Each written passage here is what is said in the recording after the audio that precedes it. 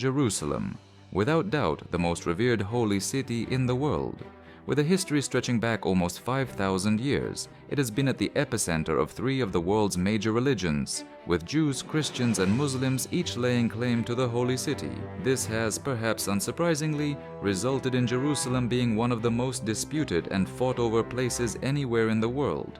The city has been the prized possession of empires, kingdoms, and religious movements over the centuries, leading it to changing hands no fewer than 40 times.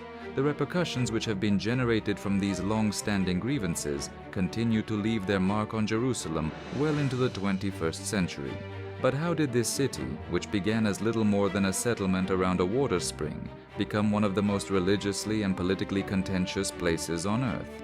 This is how Jerusalem became the world's holiest city.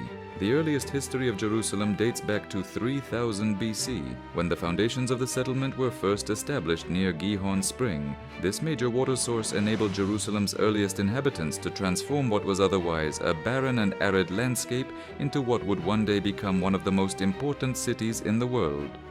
By around 2000 BC, Jerusalem lay just beyond the borders of the Middle Egyptian Kingdom. It was around this time that the first known written mention of the city, Jerusalem, was recorded in their documents. The city itself was occupied by a people known as the Canaanites, who had built a large stone wall around the settlement to protect its valuable water source. By 1500 BC, the city had come under the rule of the Egyptian New Kingdom as a vassal state, forming part of their territory which stretched from the Sahara all the way to the borders of what is now Turkey. The power of the Egyptians began to decline by the 12th century BC during a period of history known as the Late Bronze Age collapse. This era saw many of the empires and civilizations across the eastern Mediterranean fall into rapid and often violent decline. In their wake arose many smaller independent kingdoms across the region, one of which was the Israelites, a faction of the Canaanites who, according to biblical tradition, were led by King David and came to occupy Jerusalem by 1000 BC, making it the capital of their new Kingdom of Israel. During the reign of David's successor, King Solomon, a grand temple, later known as the Temple of Solomon, was constructed within the city, cementing its status as a major cultural and religious site for what would evolve into the Judaic religion. Within a century, however, the Kingdom of Israel had split in two, with the northern half remaining under its rule, whilst the southern half became the Kingdom of Judah, with Jerusalem as its capital. Over the next 400 years, Jerusalem developed as the epicenter of the Jewish faith and culture, although it faced frequent attacks by its more powerful neighbors, namely the Egyptian and Assyrian kingdoms, who were both vying for dominance across the region. Then, in the 6th century BC, Jerusalem experienced the first of what would be several pivotal transitions of power in its history. The successor to the powerful Assyrian Empire in the region was the Babylonian Empire, led by King Nebuchadnezzar II. He sought to expand his territorial holdings and successfully besieged Jerusalem in 597 BC. Despite taking the city, the Babylonians faced significant resistance from the local Jewish population, which ultimately led to a rebellion just over a decade later, in 587 BC. In response, Nebuchadnezzar besieged Jerusalem once more and destroyed much of the city, including Solomon's temple. This act of retribution was furthered by his order for the expulsion of the city's Jewish inhabitants, who were subsequently exiled to parts of Babylonia in the east. Jerusalem remained part of the Babylonian Empire for the next 40 years, until it was absorbed by the rapidly expanding successor empire of the Achaemenids under King Cyrus the Great. Cyrus allowed many of the exiled Jews to return to Jerusalem and rebuild the city, including its temple. Over the following 200 years, further waves of exiled Jews and their descendants returned to Jerusalem. However, they still did not control the city for themselves. In 332 BC, the possession of Jerusalem changed hands yet again when Alexander the Great conquered it as part of his campaign against the Persian Empire. Alexander's reign over the enormous empire that he carved out for himself was nevertheless short-lived, and following his death in 323 BC, it was divided up amongst his generals. Jerusalem initially fell under the control of the Ptolemaic dynasty in Egypt. However, following several centuries of almost constant warfare, it passed into the control of the Seleucids in 198 BC. Starting under Alexander's reign and continuing under the subsequent Ptolemaic and Seleucid rule, many Jews within Jerusalem became adoptees of Greek culture. Although this shift away from traditional Judean practices eventually provoked unrest, which during the 160s BC erupted into rebellion led by a Jewish group known as the Maccabees. They captured Jerusalem in 164 BC and restored Jewish worship at the Temple, an event still celebrated today in the Jewish festival of Hanukkah. Following what became known as the Maccabean Revolt, Jerusalem then became the capital of a semi-autonomous region within the wider Seleucid Empire, and later formed the center of the fully independent Hasmonean Kingdom, which lasted for well over a century. This period of independence, however, came to an end in 37 BC, following the rise of Herod the Great, who captured the city and established his reign as a client king of the rapidly expanding Roman Republic. Nevertheless, within just 30 years of this, the Roman Republic went on to absorb the city of Jerusalem as part of the province of Judea, which it now governed under direct rule. The Romans were well known for their deployment of strategy and tactics in the ancient world, but if you have ever considered creating your own game-changing strategies to overcome a problem, you can now deploy these yourself thanks to Warhammer 40,000 Tacticus, the sponsor of this video. Warhammer 40,000 Tacticus is an exciting turn-based tactical strategy game set in the eternal conflict of the Warhammer 40,000 universe. Devise your own strategy to battle against other players in high-stakes clashes with an army of 70 legendary Warhammer 40,000 champions from 17 playable factions. Challenge yourself with fast-paced tactical battlefield gameplay all in the palm of your hand. You can upgrade your champions to develop a victory-winning strategy, and thanks to Snowprint Studios' frequent updates, there's always something new to discover as you lead your troops into battle and sweep the galaxy clear of all resistance. Tacticus is free to play, and with an average rating of 4.5 in the app stores, it is the go-to game for top-quality tactical gaming. Scan the QR code on screen or follow the link in the video description below to download Tacticus now, where you can receive 2,000 gold and 50 Blackstone with the code HelloJohn available until the 1st of February. During its incorporation under Roman rule in the early 1st century CE, Jerusalem's population reached an estimated 70,000 to 100,000 people. The vast majority of these were Jewish, yet a small but growing minority had become converts to a new sect of Judaism that had emerged within the city following the life, death, and resurrection of Jesus Christ. As a result of this, Jerusalem became the birthplace of early Christianity, with the apostles spreading the teachings of Jesus and establishing the faith's first churches, which expanded across the region in subsequent years. Jerusalem's status as a center of religious worship, however, brought with it its own set of problems. The Roman authorities, who still practiced a form of paganism, viewed both Judaism and the nascent Christianity as threats to their rule, and consequently introduced suppressive measures on religious practice. In the year 66 CE, the Jewish population of Judea rose up in rebellion against Roman rule, sparking the First Jewish-Roman War, also known as the Great Revolt. Jerusalem was the epicenter of the rebellion and therefore attracted the full force of the Romans' brutal response. Following a 5-month siege in 70 CE, the Roman legions reconquered the city and destroyed much of it in an effort to stamp out any future challenges to their authority. The Second Temple was razed to the ground, leaving only its great external walls, a surviving portion of which, now known as the Western or Wailing Wall, remains as a sacred site in Jewish worship to this day. Following its destruction, Jerusalem was rebuilt as the Roman colony of Aelia Capitolina, with the Jewish people themselves being explicitly forbidden entry into the settlement, with the exception of a few select holy days. This led to another revolt by the Jews in 132 CE, which was brutally suppressed by the Emperor Hadrian. He went on to intensify the Romanization of the city by constructing a forum and a temple dedicated to Jupiter on the site formerly occupied by the Jewish temple.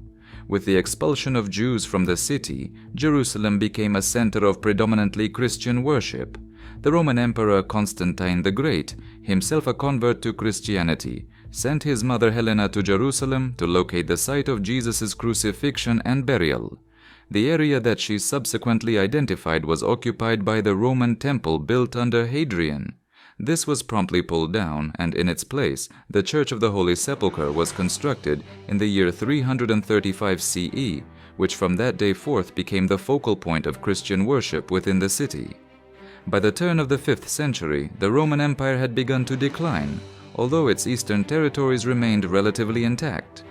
The Byzantine Empire, which emerged as the spiritual successor to Rome, maintained control of Jerusalem for nearly 300 years and championed its position as the holiest place within Christendom. However, an entirely new power, as well as an entirely new religion for that matter, was about to leave its mark upon the holy city. The emergence of Islam within the Arabian Peninsula at the outset of the 7th century ushered in a new chapter in Jerusalem's history. The city quickly gained sacred significance for Muslims, as it was believed that the Prophet Muhammad had journeyed there in a single night. Following Muhammad's death in the year 632, the Rashidun Caliphate united the Muslims of Arabia and began to spread Islam across the region. In 638, Caliph Umar ibn al-Khattab led his Muslim armies to the gates of Jerusalem and successfully captured it from the Byzantines. Despite being under Muslim rule, Jerusalem flourished as a city of religious tolerance, where freedom of worship was granted to all inhabitants, regardless of faith.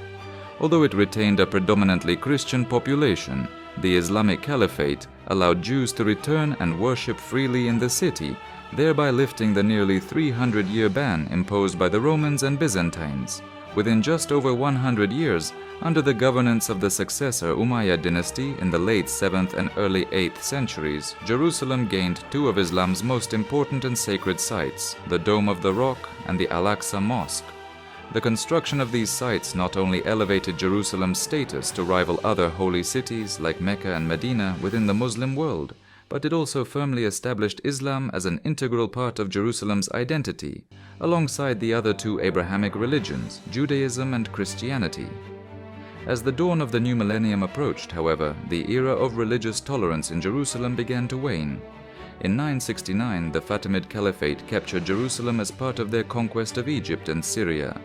Christian and Jewish pilgrims were still permitted to visit the holy city, although with time, the Fatimid administration increasingly began to impose restrictions and persecute the non-Muslim communities within its borders.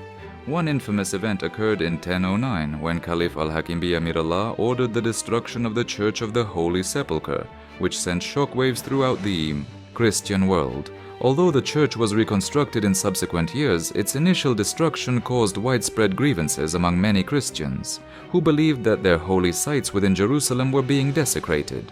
Matters of religion were further complicated by the Great Schism of 1054, which saw the formal division of the Christian world between the Roman Catholic Church in the west and the Greek Orthodox Church in the east.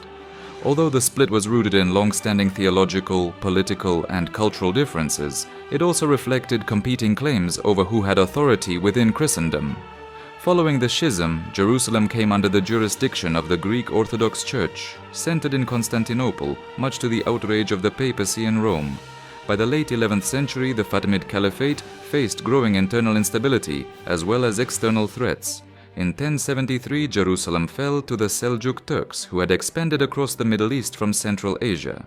Seljuk rule introduced a period of political and social disruption in Jerusalem and across the Holy Land, with reports reaching Europe that Christian pilgrims were being harassed by the Turks on their way to visit holy sites. The Seljuk advance across the region also posed a direct threat to the Byzantine Empire, prompting Emperor Alexios I Komnenos to request military assistance from the Christian West and the papacy in 1095. Although the appeal was primarily aimed at repelling the Seljuks from Byzantine lands, Pope Urban II reinterpreted the message at the Council of Clermont as a call for a holy crusade to reclaim Jerusalem in the name of Christendom. Motivated by faith and the spiritual reward in heaven, thousands of European knights and commoners embarked on the nearly 2,000-mile journey to the Holy Land. Meanwhile, the Fatimids briefly recaptured Jerusalem from the Seljuks in 1098. However, just over a year later, in June 1099, the army of the First Crusade reached the city's walls and began a siege lasting several weeks. On the 15th of July, the Crusaders successfully breached the walls and then unleashed a massacre upon the city's inhabitants, practically wiping out the Muslim and Jewish populations. Following the conquest of Jerusalem, most Crusaders returned home to Europe, although a small number chose to remain behind and help establish the Kingdom of Jerusalem, one of several Christian Crusader states that emerged in the region. Within the city, the Church of the Holy Sepulchre was rebuilt in a Western Romanesque style, whilst the Muslim shrines on the Temple Mount, including the Dome of the Rock and the Al-Aqsa Mosque, were repurposed for Christian use. Following the Crusader takeover of the city, there was a significant increase in the number of Christian pilgrims traveling to the Holy Land from Europe, who all required accommodation, food, and transportation during their journey. In response to this, several Christian military orders were founded to protect and care for these pilgrims, with the Knights Hospitaller being headquartered near the Church of the Holy Sepulchre and the Knights Templar, who established their base at the Al-Aqsa Mosque. Although the Crusaders had secured control of Jerusalem, their grip over the wider region weakened in the following century with the rise of Saladin, the founder of the Ayyubid dynasty. Saladin sought to restore Muslim dominance over the Holy Land, and after winning a decisive victory over the Crusader army at the Battle of Hattin in July 1187, he moved his forces to recapture Jerusalem in a week-long siege. Under Saladin's rule, many of the Christian sites in the city were either destroyed or converted into Islamic buildings. The Church of the Holy Sepulchre was spared, but handed over to the Greek Orthodox Church. News of Jerusalem's fall to the Muslims nevertheless prompted the call for the Third Crusade in 1190.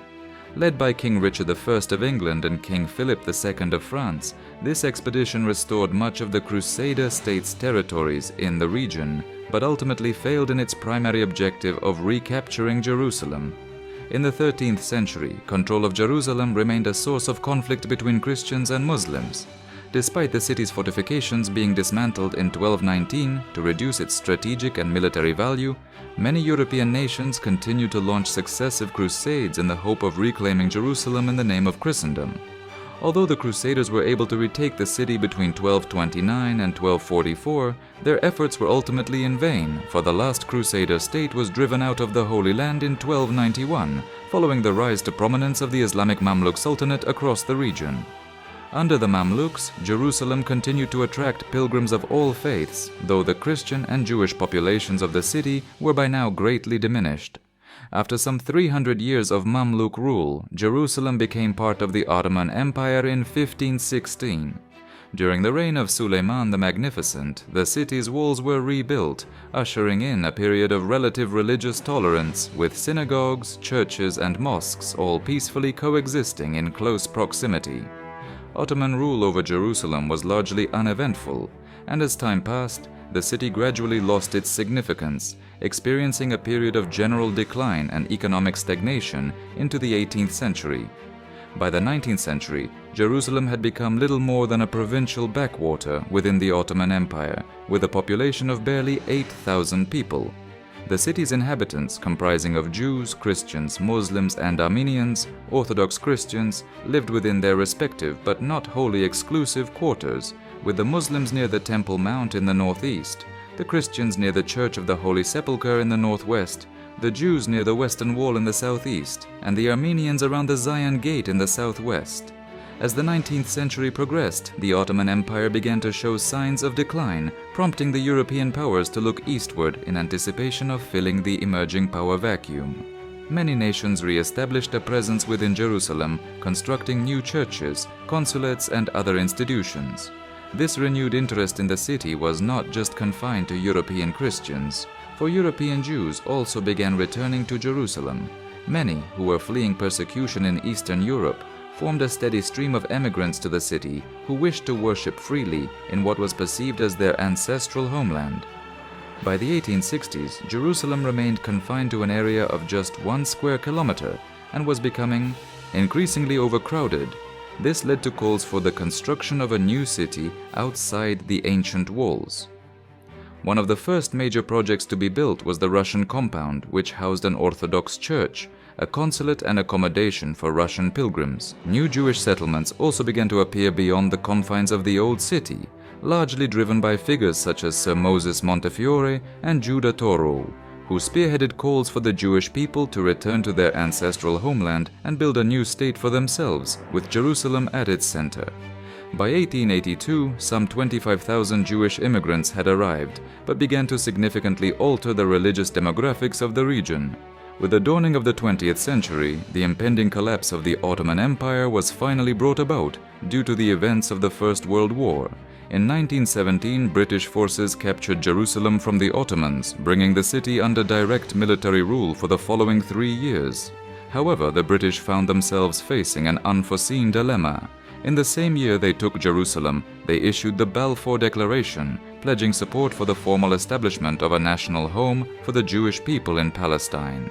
In conjunction to this, they had also previously promised an independent state to the Arabs of the region in exchange for their military assistance against the Ottomans during the war. To address these two competing claims for respective independent states, the British established Mandatory Palestine in 1920 and later secured a mandate from the League of Nations to govern the territory in 1922.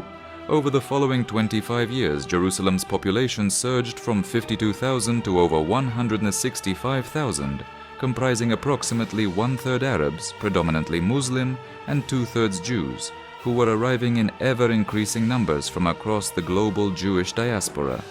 As a result, relations between the Arabs and Jews quickly deteriorated, and the city bore witness to numerous riots during the 1920s. The unrest escalated throughout the 1930s and 1940s, culminating in the United Nations General Assembly's decision on the 29th of November, 1947, to partition Mandatory Palestine into 2 separate states, one Jewish and one Arab. In a bid to avert any further religious tensions, Jerusalem was to fall under international control as a neutral zone.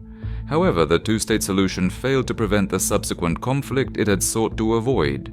Civil war then broke out in Palestine, with Jerusalem becoming a major battleground during the siege of 1947. The fighting only intensified following the withdrawal of British forces in 1948, and the formal establishment of the State of Israel resulted in the conflict widening across the region with the Arab-Israeli War. Following 9 months of bitter and largely inconclusive fighting, the former British Mandate of Palestine, as well as the city of Jerusalem, was divided among the combatants. The western half of the new city became part of Israel, while the eastern half, including the Old City, was occupied by Jordan. This division, however, only entrenched further tensions between the Jews and Arabs, which would set the stage for further conflict between the two groups over the remainder of the 20th century. Despite the repeated efforts of people from all faiths around the world to find a peaceful resolution to the situation in Jerusalem, as well as the wider region of the Middle East as a whole, the centuries-old struggle over who controls the world's holiest city continues to evoke passionate claims from all sides and perpetuates the contentious conflict which, sadly, remains playing out before our very eyes to this